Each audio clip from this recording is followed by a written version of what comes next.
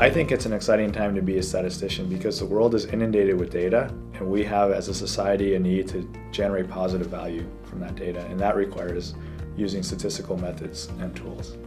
I love my job. I do my job 24 hours a day, 7 days a week. Sometimes if I need to, I'll pick up phone calls at 2 a.m., 4 a.m. to talk with people all over the world.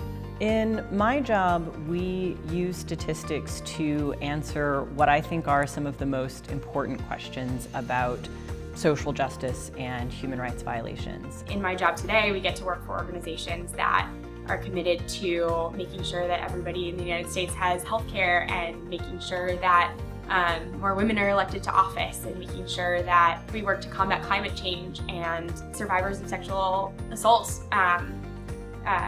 have the rights that they deserve and they need, and we're able to do that using statistics and predictive modeling.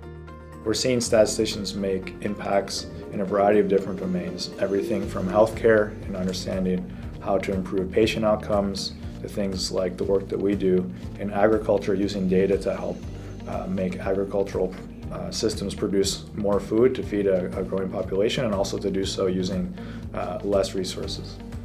We worked with Amnesty International to analyze over 30 years of human rights data. This allowed Amnesty to predict which cases to focus on, allowing them to save resources and save lives. I worked on a range of projects from women's issues to presidential elections to working with the Department of Defense and the military.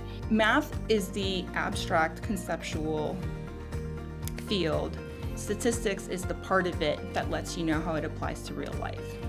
Whenever people talk about, they say, well, one day you're going to use this, you're taking these math classes, and they're like, really, you're going to use this? You will use it if you study statistics. So as a consultant with Booz Allen Hamilton, I work with a team of people for the Air Force and the Department of Defense to help them be more efficient with their total force. As data scientists, we have merged together multiple data sets to understand how do we best allocate active personnel, reserve, and guard personnel to help planning and posturing and decision makers be more efficient.